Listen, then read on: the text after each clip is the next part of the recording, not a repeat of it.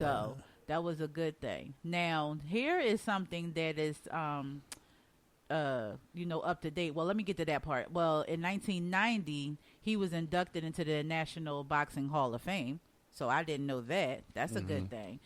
But back in 1912, he was racially convicted of violating the Mann Act for bringing his white girlfriend across state lines before their marriage. Because back then, basically they looked at it as sex trafficking because it was a black man and a white woman. Yeah. But, he was sentenced to prison. He fled to Europe and stayed there for like 7 years. But he wound up returning back to the United States. But he did, the rest of his sentencing. But for up to date, this is definitely, I didn't know.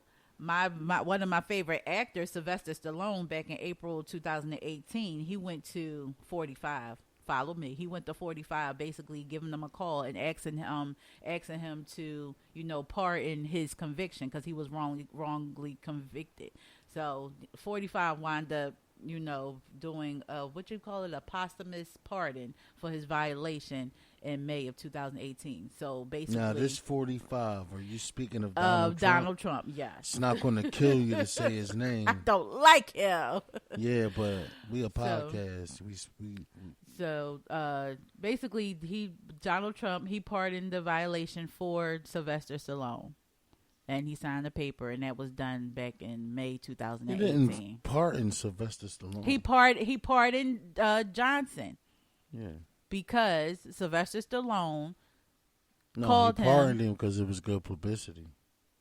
You know what? Bam.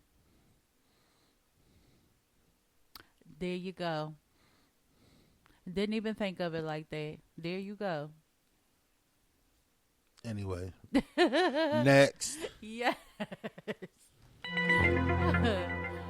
And lastly, I recently didn't know this until last year that Claudette Colvin, she was a civil rights activist, and basically she was first to not give up her seat on the bus.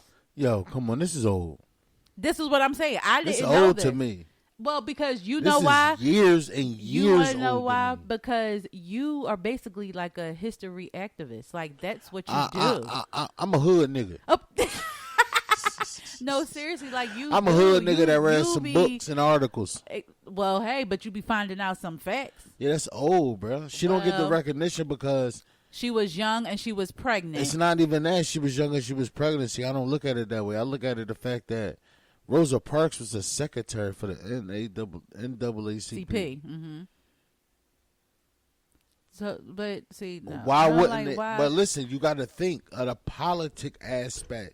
Mm-hmm. Why wouldn't Rosa Parks overshadow Claudette? Well, just like you said, she would overpower because of the NAACP. Yeah. You know, her she being was a part of the NAACP. I believe. Don't quote me on that. Uh-huh. I believe she was a secretary for the NAACP. And the moment she gave up her seat, that's when it became a problem for real.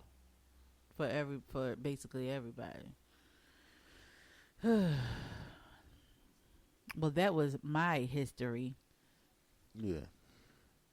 I'm sorry. That was my history, Black History Month. Hey, man, you know what I mean? You know, my black history is every history. You know what I'm saying? 365, 165,000 hours, whatever, how you want to say it. I saw my black history. That's how I satisfy that shit. Well, there you go. But, you know, on a good note, we're going to end this podcast because, like I said, I have an order of shirts to do. And I still have to go get the shirts and get material. So, on that note, we would like to say, have a good afternoon, safe travels, have a good afternoon at work, send me some lunch. You know? Send you some lunch. It's You just, you know sound what I'm so saying? fat. Again, you are tuned into the La La and the Beast podcast. I am the Beast. And I'm Lala. And you guys have a good day. Bye-bye. Broadcasting live worldwide. Yo, what up? This is X of the Beast. And if you're not tuned in to La La and the Beast right now, boy, you smoking something different. La La and the Beast.